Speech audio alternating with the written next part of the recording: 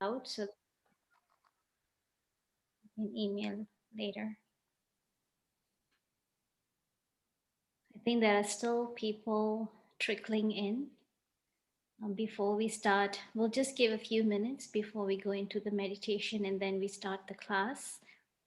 But before we do that, actually, there were other classes going on, so switching from one class to another. okay.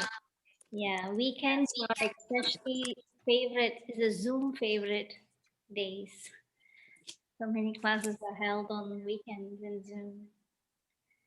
So I don't know how much you heard on Thursday, but if you have any questions that you would like to ask, which we can cover in the class today, anyone who has any questions?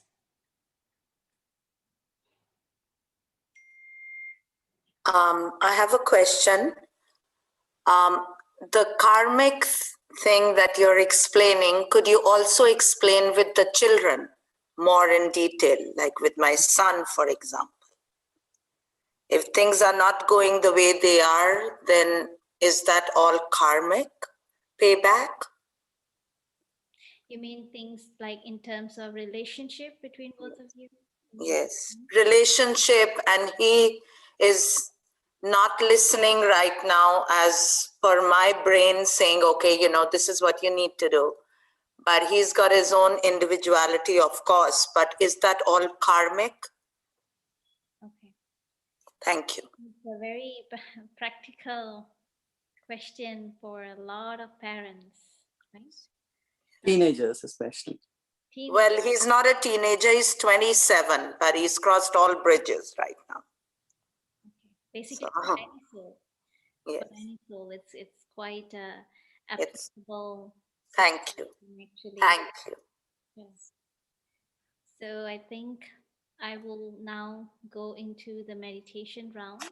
And what I'm going to do again is how we always would have during our Thursday sessions.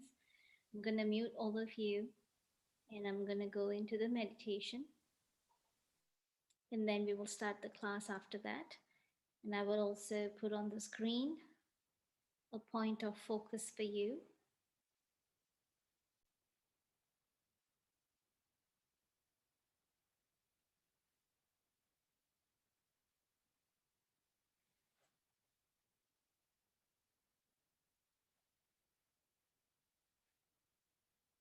So let me sit comfortably.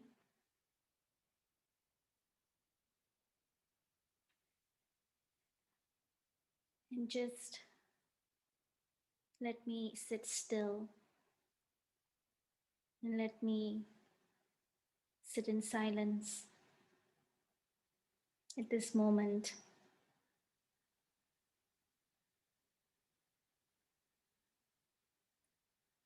And I'm going to look within me. Now visualize that you are standing in front of a mirror. And look at that person that is looking at you on the mirror.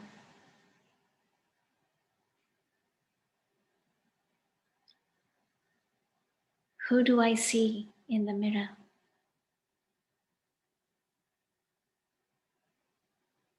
Do I recognize this soul very well?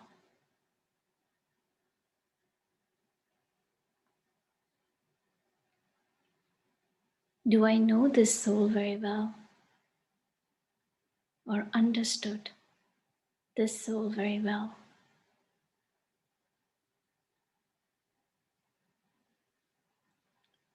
How much do I know about this soul that is on the mirror?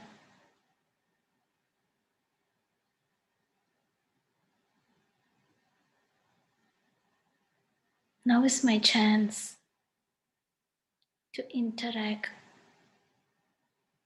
with this image on the mirror.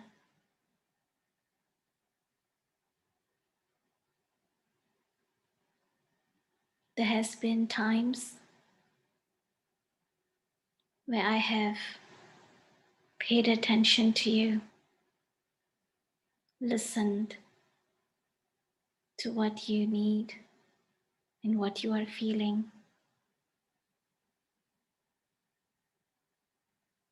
And then there were times where I ignored you. I ignored your feelings. I ignored your voice. And I did what I felt was right.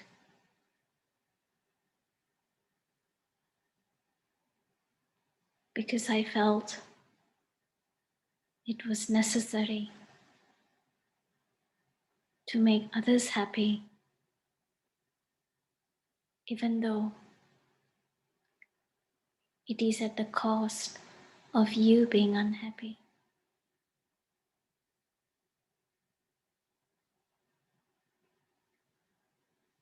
I have made you to feel upset, angry, disappointed.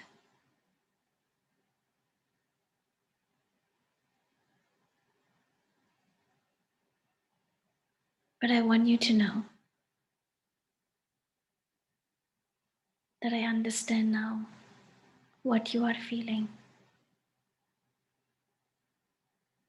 And I understand now that I could have been heavily critical about you.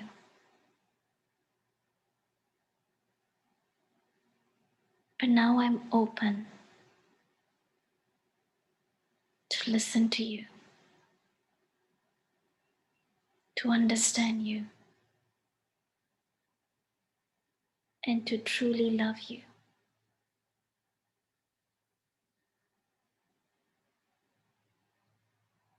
I am ready to prioritize your need and your feelings because you are my lifetime companion.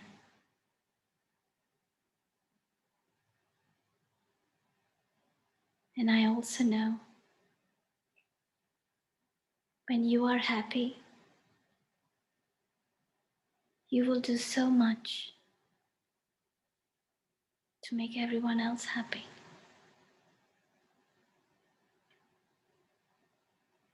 Now I promise you, I will pay a lot of attention to you.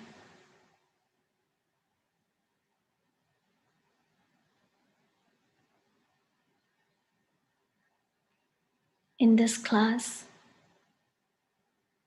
I'm going to learn something new. I'm going to learn how to treat you better.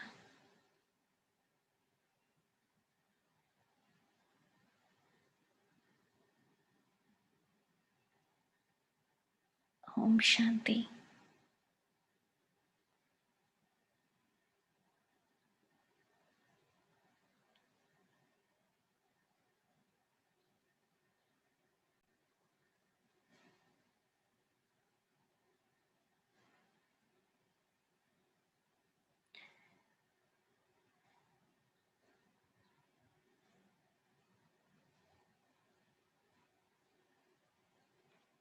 Om Shanti. Om Shanti. Om Shanti. Very nice meditation.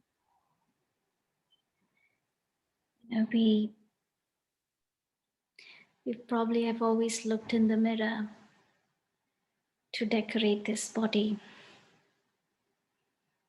Or sometimes probably look into the mirror when we are experiencing something intense. And then more probably even vent out our anger to ourselves. But now we are going to take time to look in the mirror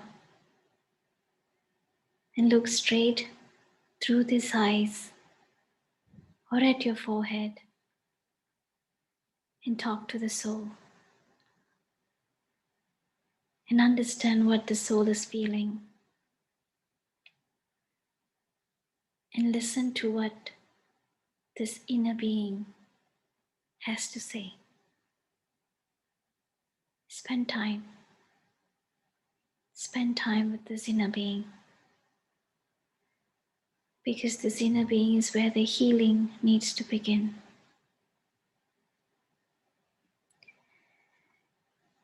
And oftentimes when we talk about karma, we always could be thinking why the other soul is doing this, or why the other soul is not doing this, or why is there a tug of war in the relationship. The vision is always going on the others. And sometimes we can even justify and say, I have done my best, or I'm doing it for their best. But why they don't understand? Why they ignore me? Or sometimes they even treat me as their enemy. And a lot of these reasonings come in our mind, and we feel as if we are doing everything, but sometimes it feels it's not enough. But then now, when you start looking deep within you, that is where you'll truly understand that yes, you have done very good for everyone. You've done your best. Probably you've gone the extra mile and you've done for them. But on what state of mind? What was I feeling all this time, even while doing everything? Is my being happy? Or have I conditioned myself to think I'm happy because they are happy? I'm okay because they are okay. Have I conditioned myself to think that way, that my happiness is guaranteed when my family is happy, when my colleagues are happy with me? Right? Because if I keep on conditioning myself to feel that way, then I will forever in my life, I will be stuck with new challenges every time. And then I'll wait for time to pass, thinking time will heal, thinking things will get better later. But then after this event, another event will happen, and another event, and another event. Event will change, but I'm still the same. I'm still in that same conditional way of thinking. It's actually all of us, it's not just few of us, but in fact, all of us are exposed to this kind of mindset, this kind of a conditional way of thinking and living. And if you see, in school, in religion, anywhere we go, even including with parents and culture, country, we are always taught about, moral values. This is right, this is wrong, to steal is wrong, to tell lies is wrong, to do this is right. So we have probably been trained to think black and white. And so if somebody is doing something wrong, they are bad. Somebody is doing something right, they are good. We are trained to think probably that way. Very, very deep sanskara, very deep. this sanskara of morality. But coming to spirituality, it's a 360 degrees turn, meaning God is teaching us not to teach based on values, or not to even live based on values, but to live based on virtues. And there is a difference. There is a difference between values and virtues. Virtues have no opposites, meaning there is no, right and wrong in terms of virtues. Virtues always will give the chance to try to understand someone. But values, there's always right and wrong. There's always a definition of can't and can. And so this is where an issue comes. When somebody's values are different than mine, then we we are like opposites. We'll try to make them understand I'm right. They'll try to make me understand they are right. But in fact, both are right coming just from different place. Both are absolutely right from their standpoint. But it's a matter of just me understanding their space and they understanding my space, and we come to a midpoint. That's what spirituality actually teaches us. So really, the first step to face any karma, to face any challenges, is deep acceptance. Acceptance in sense that, in this family, maybe in this birth, we have all probably have come together as a family, meaning your blood relations, whether your spouse or your siblings or your kids, your parents. In this birth, you've all come together. And of course, it's because of past thread of karma that has been running between each one of you. So you've met again in this birth, just in different roles. You're playing different roles, mother or father, son or daughter. But before all of you have arrived into this family, all of you have experienced different journeys in your past lives. And you probably don't even know what each one of you have experienced, how you lived, how did your parents in your past birth treated you, what country you lived, what condition you lived, what were you forced to do, or what you willingly did. None of us know those histories except God. And in this birth we come, we bring those sanskaras with us. In every birth that we take, every birth, every family we take birth into, only 20% of parental guidance or guidance from surroundings are ingrained or recorded in the soul. But the rest 80%, the soul brings its own luggage, its own sanskaras from many births. Whatever the soul has encountered, many births, those impressions the soul brings in. Right?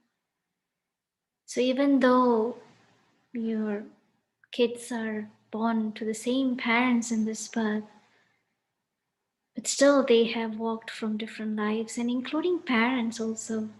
Both parents have walked from different lifetimes. And so none of your sanskaras will be absolutely same. There could be similarity, yes. But for the most part, it's going to be very different. And being different doesn't mean bad. Being different means it's just that it gives us a bigger space to learn from each other, actually. Maybe you experienced something that I never had. So, how did you deal with that? I can learn from you now. Maybe your experiences made you to be more bitter. So, in this birth, you come, you bring that bitterness with you. And if, let's say, as being your mother, if I have been very caring and very loving to you and very soft with you, then the degree of your bitterness could have reduced in this birth compared to what you brought with you when you first took birth in my life. But that doesn't mean your bitterness is completely gone. I'm trying my best to make you feel loved. I'm trying my best as a mother, whatever I know best, whatever I learned from my parents or whatever I was taught, I'm doing that for you. But even then, I'm not perfect. I'm still learning from you too. And you being my child, you are also learning from me how to love. You're also learning from me how to accept.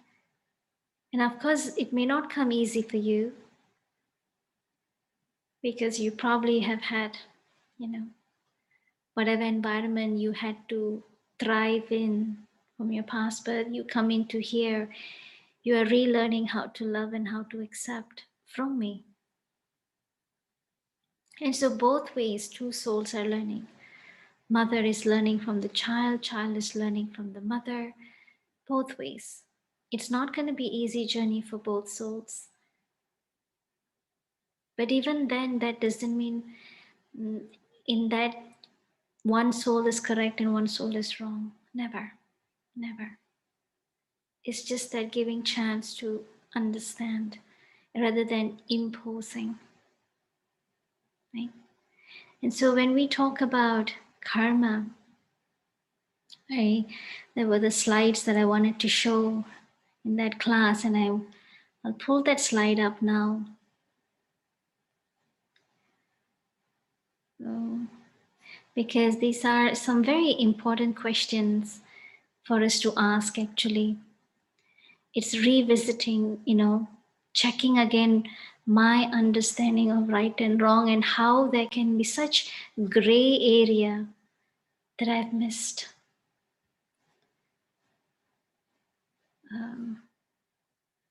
Let me see.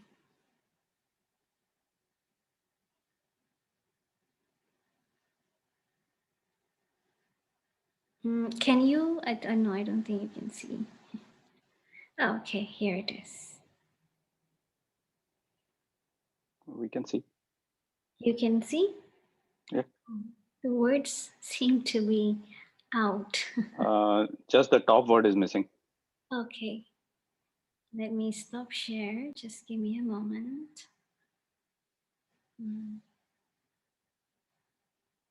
Okay.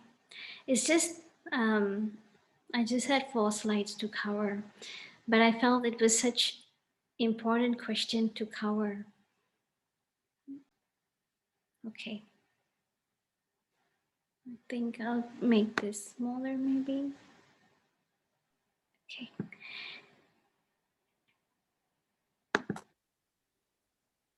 We can read it. You can read it. Okay. Yes. Okay. So I think I was doing this this slide on a different computer. Maybe it's the when you change computer to computer, maybe the font changes.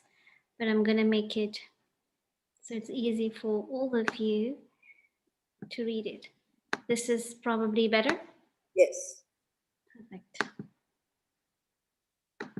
Okay. Let me check all the other ones. I think this. I'm gonna make everything small. Just in case, I think these are okay. These are already small. Okay. This is a very, very big question we asked Thursday class. can you be attracted to someone that you are allergic to? um, you know, it's a very paradoxical sentence. We may think, how can I possibly be attracted to someone that I'm allergic? And allergic really in the sense that um, people um, that I may not experiencing good relationship. Simple example that I will give is that how I'm just saying for young people, especially um, when they can get attracted to the opposite, while the parents and everyone around them feel that the other person may not be the right choice, right?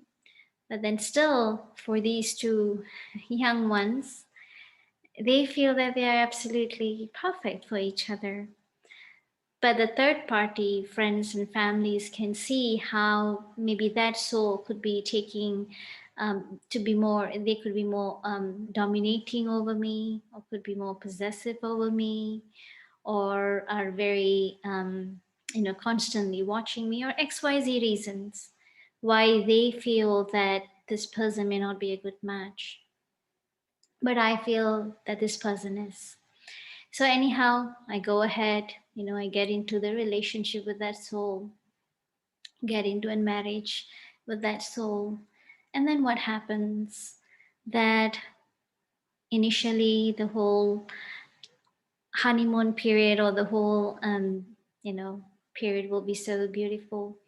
Then after that, once I start getting to know the other side of that soul, then now, I'm beginning to rethink my decision. Was it right? Or maybe there was something that I missed to see in that soul that everyone else are saying.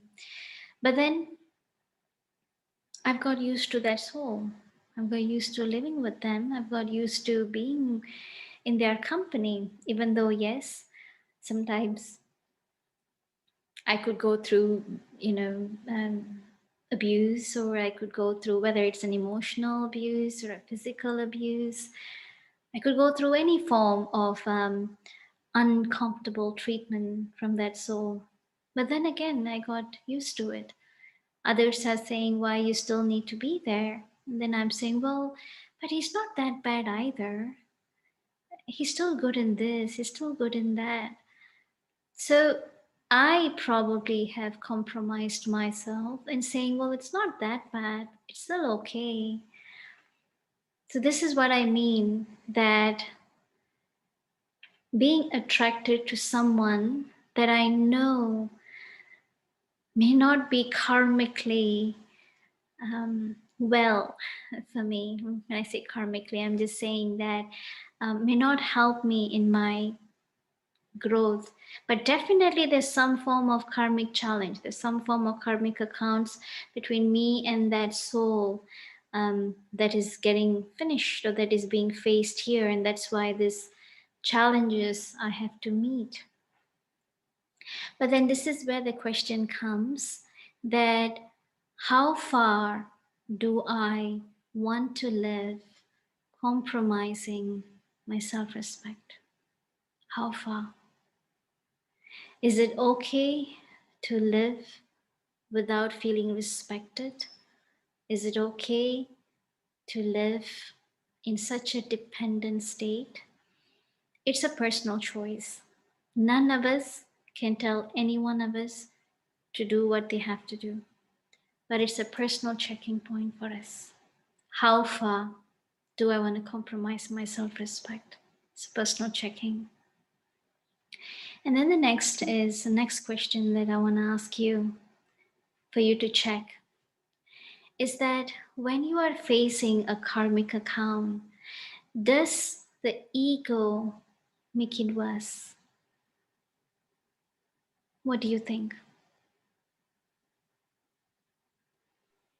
Yes. Yes. Yes. Yes. It's if you really see how do we define ego, ego, it's actually like an insurance for the soul. It's like an insurance policy. You know, we take insurance that if, let's say, if I make a mistake, any damage is created, then the insurance policy covers it up. So in that sense, when I do something out of, my weakness, then my ego covers it up. My ego says, or my ego will try to justify my actions. I did this because they did that. I said this because they said that. And so ego is like an insurance policy that the soul uses to cover up its weakness and not to take responsibility over what I have done. And deep, deep within us, if we see that we think we are experiencing pain because of what others have done to us, but in real reality, as per karma philosophy, it says, I am experiencing pain because of what I have done in return, not what others have done. This is such a deep thing for us to think. I am experiencing pain because of what I have done in return, based on what they have did or said. And so then, based on that, the pain, the suffering that I'm experiencing, then I try to give reasoning of why I'm experiencing such things. And then I keep them heavily responsible in my life. I feel they are the one who made me this way. They have caused this way. They are the one who ruins my peace. They have made me to stop believing or trusting people or trusting in love. There's just so many reasons I could be giving. Holding that person very heavily responsible in my life. But the real thing is, I'm actually rooting, I'm hurting because of I'm thinking they are to be blamed. And that hurt is actually very, very deep because of what I am causing for me. Because that person could be easily having a good life, and they could be, going along doing like as if everything is okay. But here I am sitting on fire, burning for such a long time, thinking that, look what they have done to me, and they are still living happily as if nothing happened. Well, of course they would, because whatever I'm experiencing, whatever waste thoughts, negative feelings I'm experiencing, thinking about them, only 20% of that energy actually goes to them. The rest 80% stays in my chit. In my chit means in my sanskara for a long, long time. Imagine 80 and 20 is such a big number. Yeah, they would experience momentary negative impressions about me. They would feel uncomfortable being with me. They would avoid me. But then that's it. They're going to move on with their lives. But then I'm stuck. I'm burning. And I don't know when this will even be over. They are not, they don't even need to come and repair anything. I have to repair myself, actually. And that's why it feels so hard. We say, oh, but this is so hard. It is so hard to forgive. It is so hard to forget. Why is I have misunderstood the fact that they are at fault? It's me.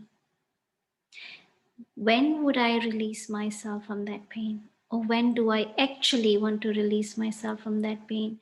Is a self answering question. Okay? And so let's move on. I'll definitely explain further on. But won't the opposite person also be feeling the same way? They will, but not to as intense as you are feeling. Not as intense as you. You are more in fire, and they could be just, receiving some negative vibration from you, but not as intense as you. But So that is why they can always brush it off and they will move on with their life. I'm here, stuck. And so there's two karma actually I'm creating in this. One, by thinking and feeling that way, I'm sending that energy to them. That's first karma. Two, I am I'm also sending negative energy to me, making my own making my thoughts negative, making my words bitter, making my actions bitter. And sometimes, without even realizing, we could be venting out that anger on other souls that just have no connection with this event, because that has become my nature. Slowly, slowly, slowly, this bitterness, because I keep thinking about it, I keep talking about it, it will gradually seep in into my subconscious level. And then I'll start becoming that nature. And then I'll start applying that nature with every other soul, not just with that first soul. So again, karma multiplies, right? So in the next slide, what I'm going to show here, this is how actually we can create 4 different karmas in our life, knowingly, unknowingly. First, biggest karma we create is with our mind actually. That is why physically our body can be very fit. Physically we don't have any disease, but mentally we are all still diseased. Mentally there's no disease, is dis-ease. Dis-ease, discomfort mentally, because of the amount of investment we have had through our thoughts. So much of negativity we have created through our thoughts, whether we spoke it out or not, but it has already been up and running here. So that's a karmic account with my own mind that I'm creating, you know. And then the second is karma with matter, with this body, with nature. If I don't take care of this body well, it's a karma. Then the body will not stay well. If I, give the wrong food, or I have a very laid out lifestyle, again, I'm not keeping this body fit. So I am creating a karmic account with this body.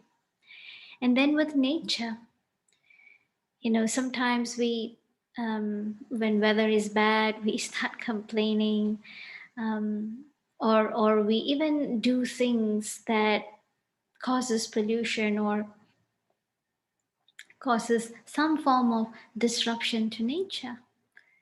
So we will experience that. I remember one of my in Malaysia. I remember when we were having this huge a program in the stadium. So it's an open stadium.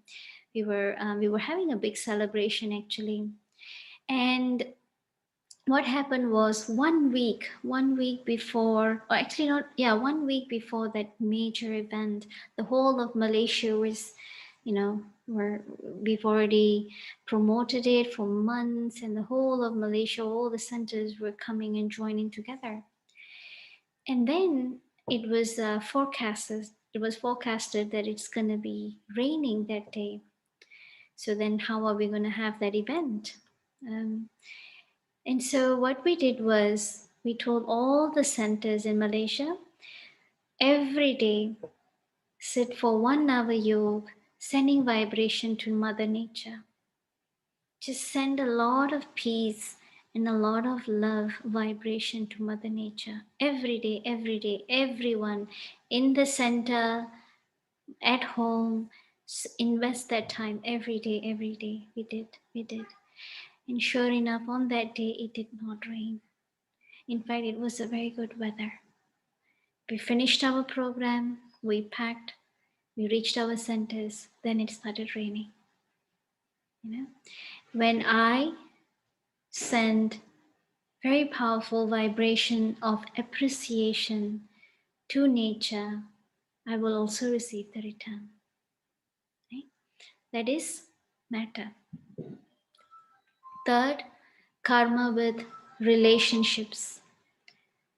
And again, this can be any relationships, with human relationships, with animal relationships. But of course, we don't have much or that much karma with animals as much as we have with humans. And so, again, with souls, different souls, I can have karma. And the fourth is karma with material possessions, right? Material possessions, again, could be money, could be house, could be car, could be electricity, technology, and all of this. If I waste it, then I will never have it when I need it. And then time, karma with time. Easily, sometimes we may not pay so much attention to our time. And something important may come up, but we could be procrastinating. Oh, I'll do later, I'll do later. And then pressure builds up when the time comes to do. And out of pressure, how much can we perform? How much preparation can we make? And then when the result comes out, I'm not happy. We go into regrets. Oh, I wish I had prepared earlier. I wish I've done my best earlier. So again, time. Time is actually a matter too, really. Scientifically speaking, time is space. Time is matter. Soul is energy. Soul is also matter. So how we can also have karmic account with time. Yeah. So these are 5 aspects in my life that I can have karmic account with. And let me also define again what karma is. Karma is whether through my thoughts, words, or actions, when I give or when I share positive energy, meaning I'm thinking good about somebody, I'm speaking well to somebody, or I'm doing a good charity action. So these are all, I'm giving energy to other souls. That's good karma. Because through this positive energy, that soul is feeling happy. So that's what we define as good karma. And then the opposite, negative karma, is I've imposed negative energy to the other soul through my thoughts, words, or actions. So we define that as negative karma.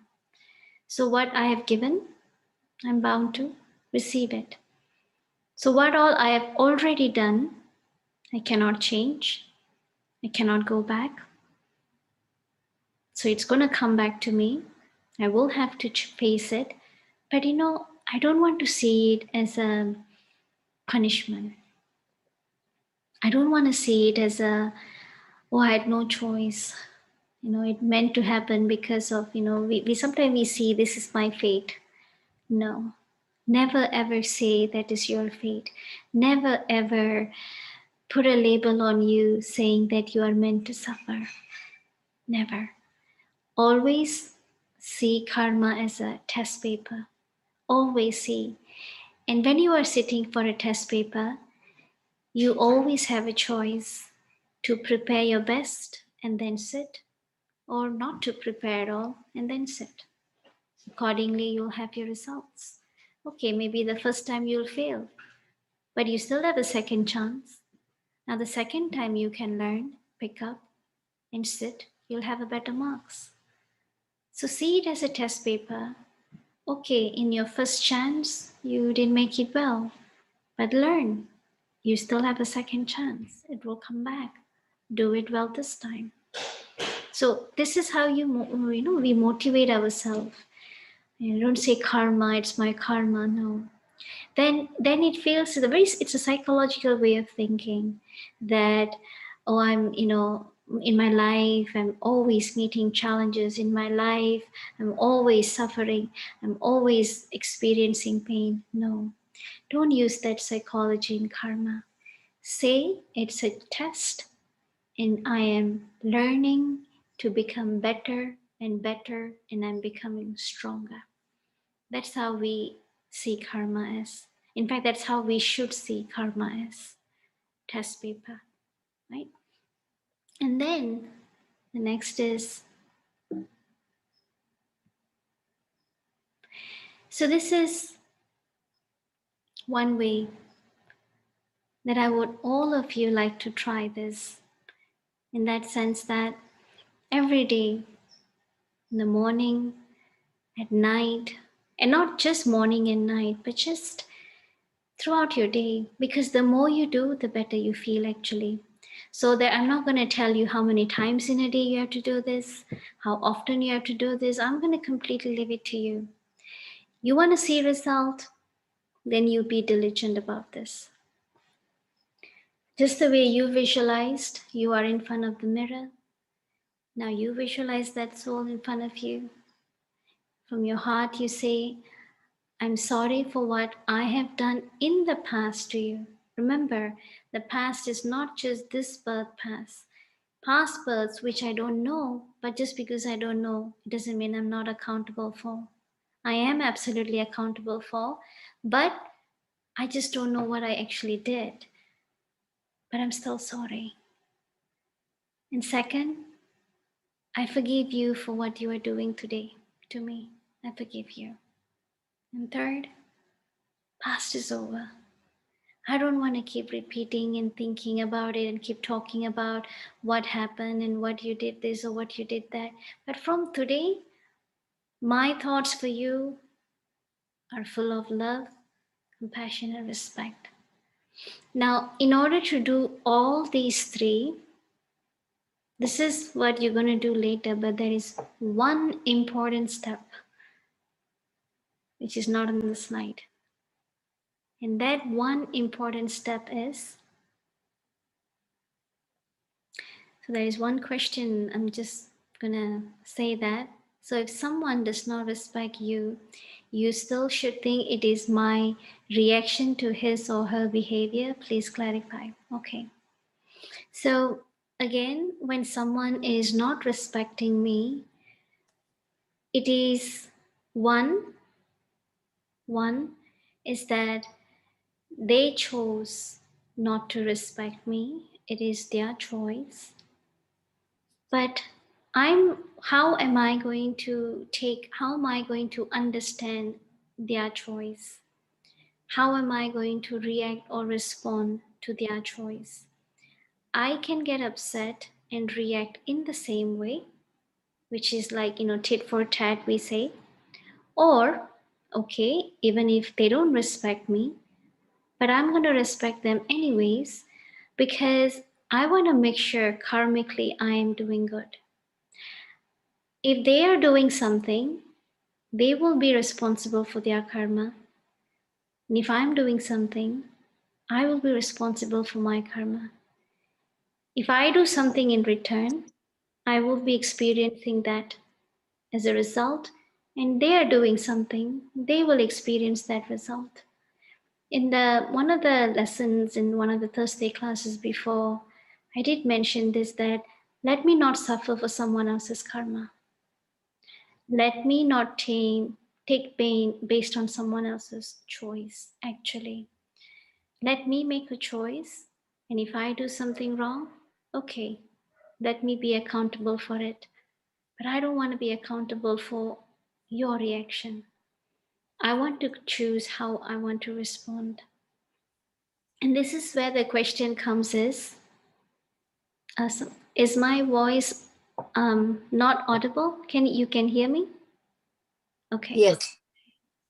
Somebody wrote here, my voice is not audible. Okay. I'm glad you can hear me, because for a moment I was thinking, oh, nobody heard me. So I think that was in the beginning. in the beginning, acha. Okay. So what I was sharing was, in this whole aspect of karma and settlement, this whole big subject of karma, one question to ask is, where should I invest my energy? Where should I invest my focus? Should I invest my focus on others, on relationships, on fixing people, on making sure they're doing the right thing? Or should I invest that energy on me, making sure I am making my karmas correct, that I'm having the right feeling, that it doesn't matter what the others are feeling, but what really, really matters in the end is my conscience, my self respect. Should I invest my energy, my effort on me? And also in my connection with God. God is the only one who can empower me deeply, actually. People can be supporting me, people can be encouraging me. But you know what is the beautiful secret is? The more you connect with God, God will definitely send you support in ways that you can never imagine. God will send you the right person, the right help you need in one way or another. But God will make sure that you are protected. God will make sure that you receive your help.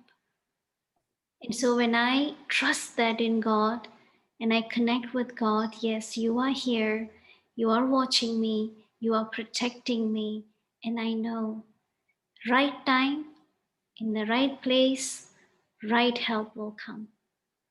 And I know I'm not going to be neglected. That's the confidence, that confident relationship.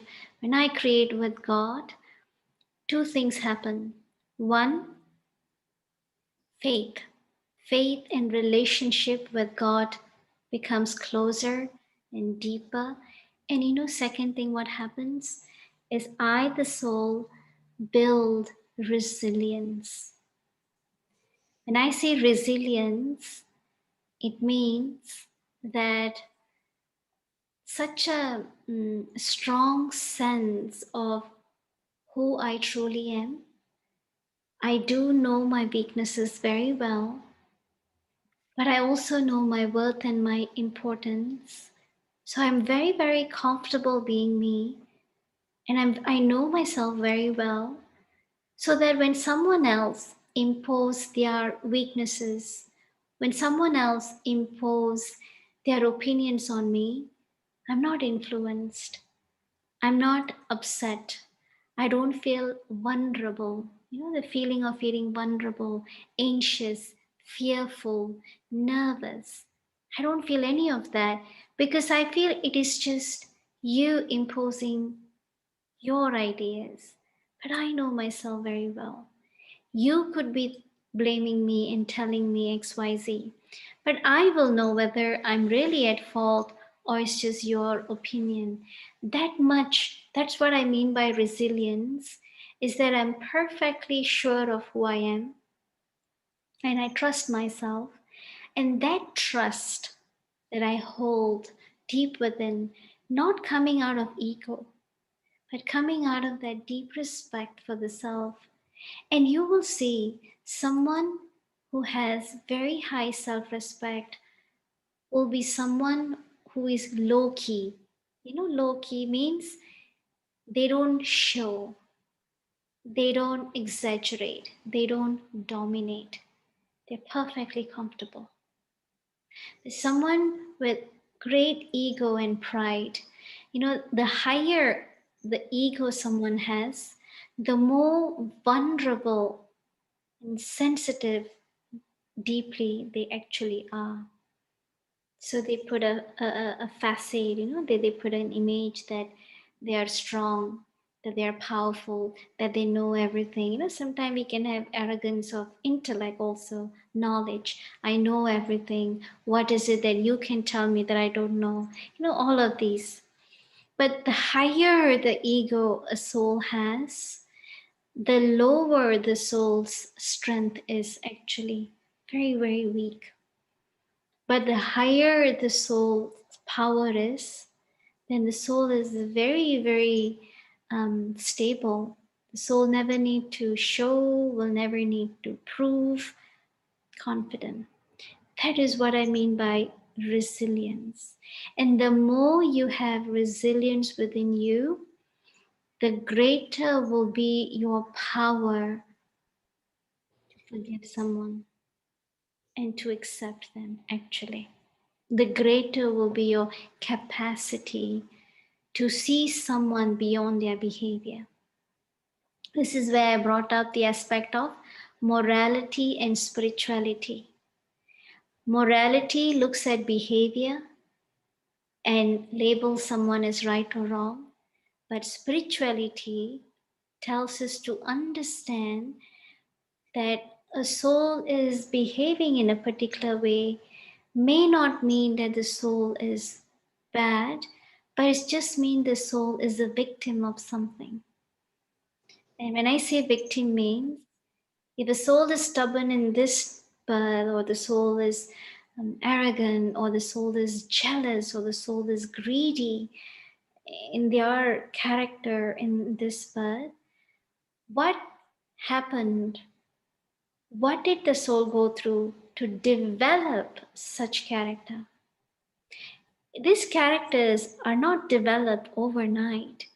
It's built in, the pain is built in to become such strong, solid character in that soul. So the soul is actually a victim of something, which I don't know. But right now, I'm only classifying them as good or bad.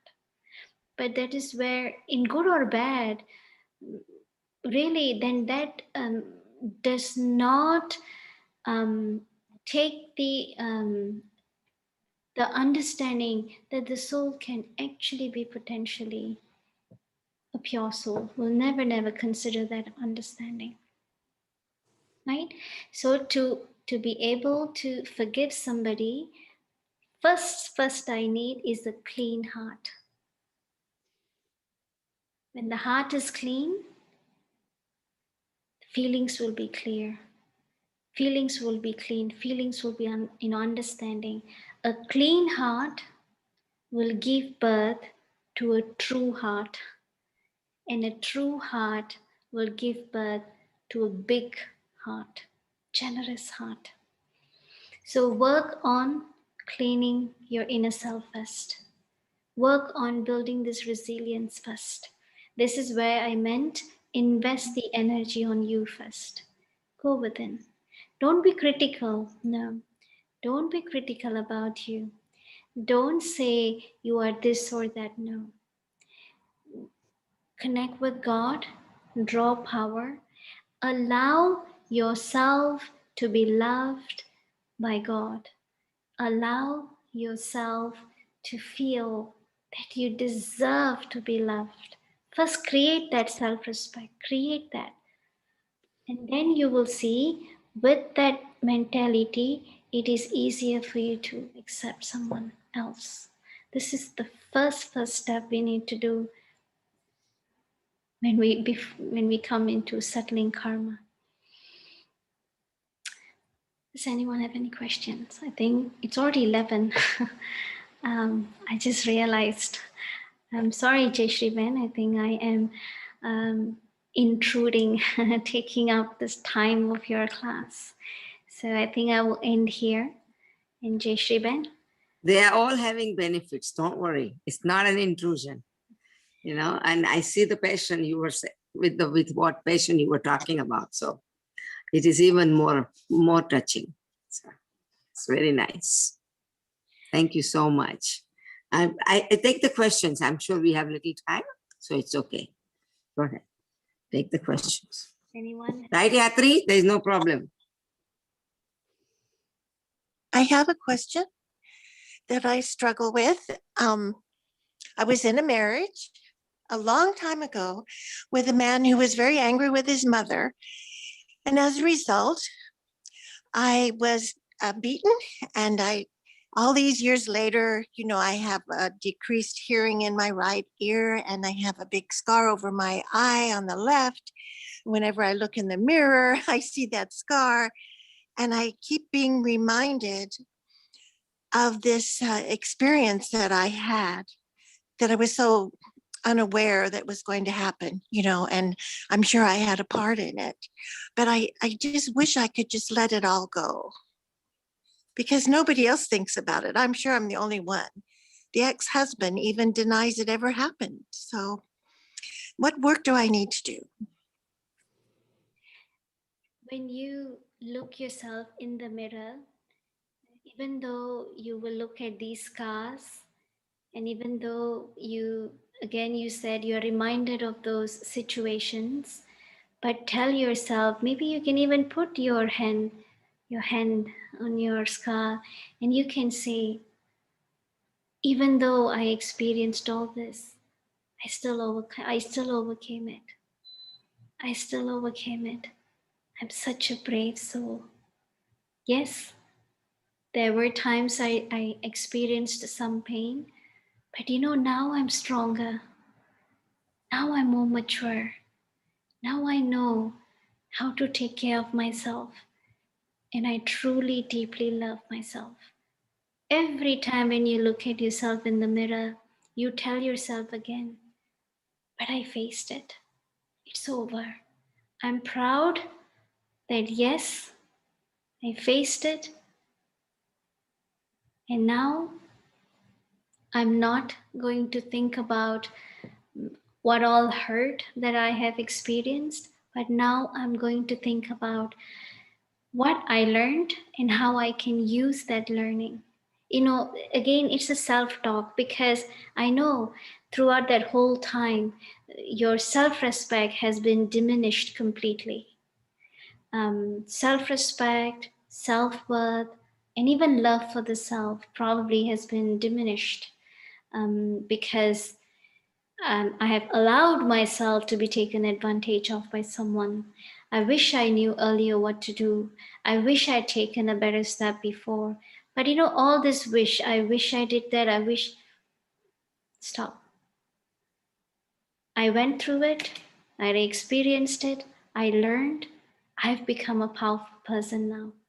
Each time you tell yourself, I love who you are now. I love this powerful soul you are now.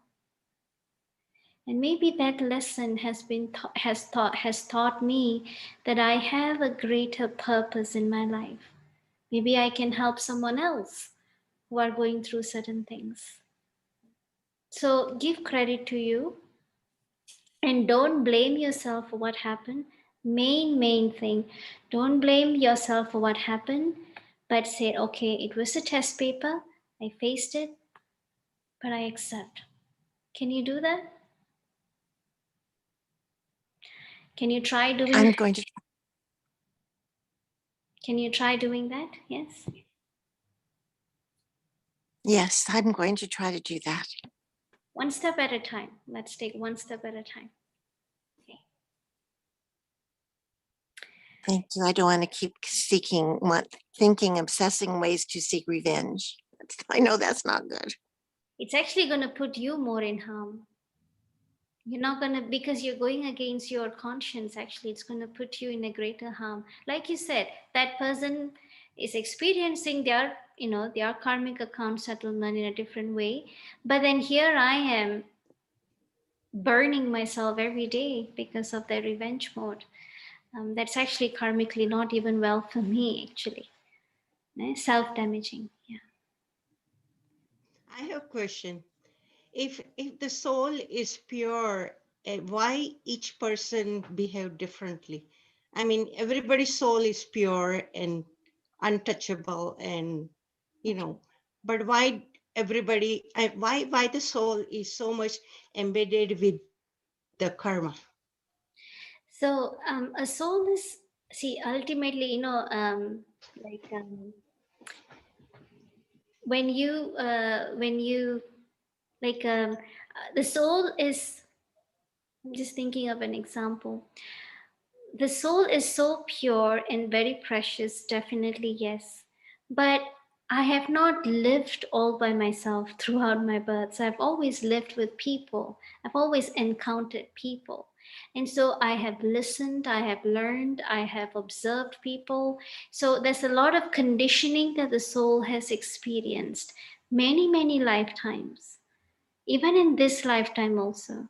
I've been conditioned many ways. So there are two kinds of personalityness in all of us. One is your original personality, which are your virtues. Two is the adapted personality that has been created within me based on what I have been brought up with. So there's always a tug of war between these two personalities happening within me. Should I say something back? Should I do something? That's again, it's an adapted personality. That's why we always say, oh, it is common sense to get upset when somebody do this or that. But now we are questioning how common is common sense. It's really not common. So we are relying more on the mind. We are relying on morality. We are relying on what is considered moral, what is considered immoral, and then we are taking sides. But in this picture, spirituality is not coming in. Spirituality says there's a reason for everything, why somebody is acting in that way. Even if I, on an immediate scale, am not able to understand why a person is acting in that way, but then let me check if I felt intimidated or if I felt upset based on what they have done. Why was I acting this way? What made me to learn to get nervous quickly? What made me to get upset quickly? How did I create this character, this sanskara, this habit in me? That's again from my past. How I developed, how have I arrived to this habit in me from my past. So if I have arrived to this habit in me, then that person would have arrived in that habit from their past. So we are talking about two victims here. I'm also a victim of something.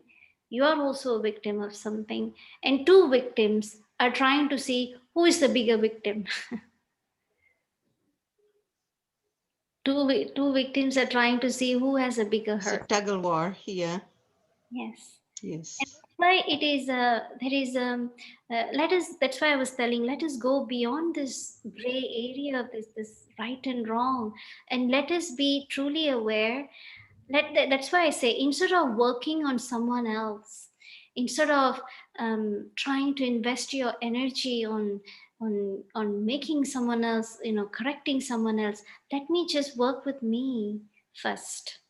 Let me work with that habit that I have created within me first. And when you have that perspective changed, then people around you will start learning from you. Right? So invest, that's why I was telling again, invest energy on you, not on others. Thank you. Okay. So there's a question. If someone comes in front of us who did so much bad in our lives, then what kind of act should I act without hurting our soul? So let me remember one thing is that if someone are physically abusive to us, excuse me, when someone is being physically abusive to us, then I do need to take precautions. It's not to say that, oh, it's okay, it's no problem. No. By law, whatever that is required, whatever that has to be done by law, I have to take that action. That's also learning to be courageous to face. That's also learning, teaching myself to face. But while taking those actions, let me check my inner state of mind.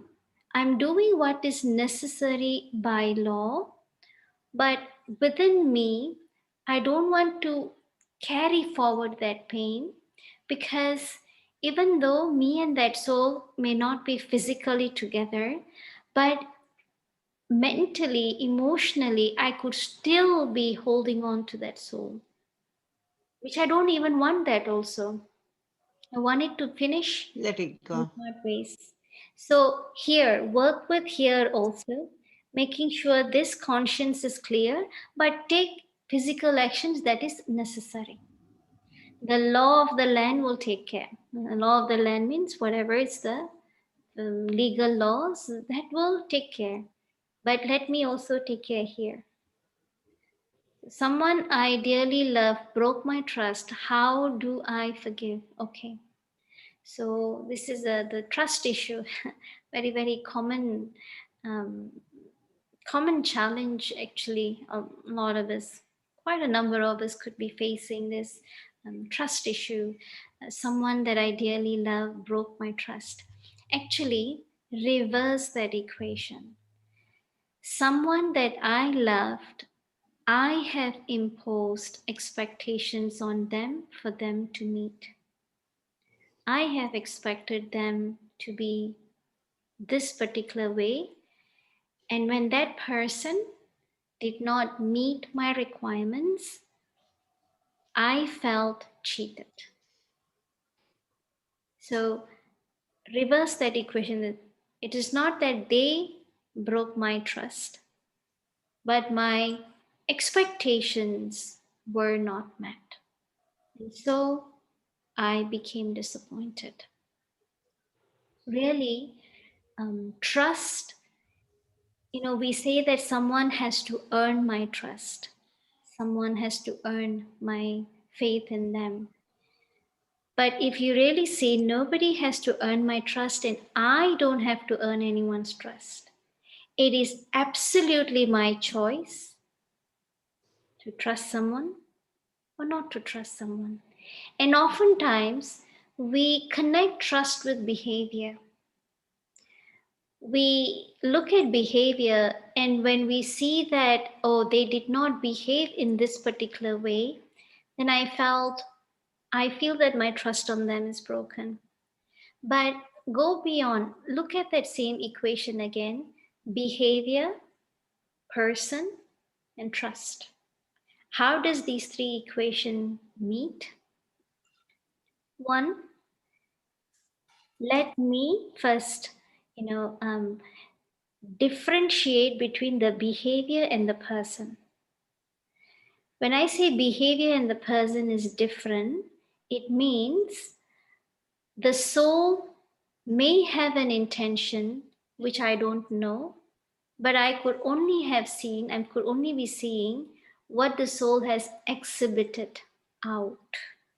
And I felt they should behave this way, they should have behaved that way, because we are in a relationship, and this is what a couple or a partner or a child should do, right? And so I put myself in a box, I put them in a box, and then I say, well, this didn't happen, so you broke my trust. But in reality, one is behavior that is being exhibited out, but two is the intention, which I don't know. Maybe I just have not really understood what actually happened in the background, but I look at the behavior and I say, this is wrong. I'll just give you one simple example between a mother and son. And this is a true story actually that happened. That this happened in Malaysia, so that's why it's quite fresh in my mind. That so this boy, he was what do you call? He was thrown out of his house when he was a child, and he didn't. At a young age, meaning that he was like 8 years old when he was thrown out, because his father married second, and then the adopted mother, the stepmother, were not happy with the son. He was thrown out of the house, so he had to take care of himself on the streets. And then and when you're hungry, you didn't know what to do, you asked people for help, no help came, he started stealing. Right? Then you start stealing small, then becomes big and big and big. Then at the age of 19, he got involved in a gang. Again, in this gang fights, and that's how he was caught in the court. I mean, he was caught, and then he was brought to court. And the verdict was sent. The verdict was given. He was sentenced to jail. And my auntie, actually, in Malaysia, she's a BK, actually. My uncle and my auntie, they both are, of course, couple. My mother's younger brother, he runs he's also in this organization. So they both do a lot of prison service. They go like monthly to different prisons, and they teach like meditation or positive thinking or different workshops in the prison. So that's how, she was telling me this story. So she met this boy there in the juvenile, I mean, in the prison, and she was just talking to him, and she was telling that, he seemed such a good natured, not a rough tough boy, but just a very innocent boy. And then she was asking, how did you end up here? And he was telling that, he was telling his stories. And then he said, well, they told me that if I tell truth, I'll be set free. I told the truth and I'm in the jail now. Right? So he himself, at that age where a lot of your understandings, you're still learning, where you were supposed to get some proper guidance, and you did not get these guidance. So you started learning on your own and assuming this is the way to live, this is the best. So I have to prioritize this. So XYZ ways of living. And then now as you come up, you find yourself in a trouble. And then now you're questioning, oh, so then is there a chance? That's why he actually asked her, is there a chance for me to go back? Is there a chance that I could change my life? Because he was attending the workshop that she was giving for like 4 months, and something in him started changing. And then he felt, well, can I get a chance to change? Um, but I don't know how society will think about me. But then that's when she was telling that forget about society's thinking about you. Are you ready to change? Because yes, when you are ready to change, no doubt it's not going to come easy. But are you ready? You know. And why I told you about this story when you spoke about trust, because he actually then he got released, and 5 months later he again came to my auntie, and he said that I have changed, and people around me, they didn't trust me. Places that I went to look for work, they didn't trust me because I had prison records. But then I remembered what you said. You told me that there's always a chance to change, and you did not judge me based on what I did, but you kept on encouraging me. That kept on making me move forward. And now I have a small stall. He said that he has a small bicycle store, a shop where he repairs bicycle, and he started making his life, actually. So when you say somebody broke my trust, in the background, I don't know what that soul have gone through, that soul has particular character, behavior. But because I expected something more from that soul, when it's not met, easily I said, well, you broke my trust. Actually, it's I who didn't understand you well. And probably it's I who expected too much from you. Okay, so I think that's, if there is any questions, then Shriban, shall we end it here? Yeah, I think if people have answered, if you have no questions, yes, sure, we can move on. You may stay on the whole, all this crowd. The next thing I'm going to be doing is giving a lecture on the urinary incontinence. Though we are short of time, so I'll abbreviate it and I can always carry on. This is an ongoing retreat. Every so often they call me. So I can always go ahead and put it on there. So that should be not a problem. So everybody's allowed to stay, they can stay, even if they belong to the group or not, okay?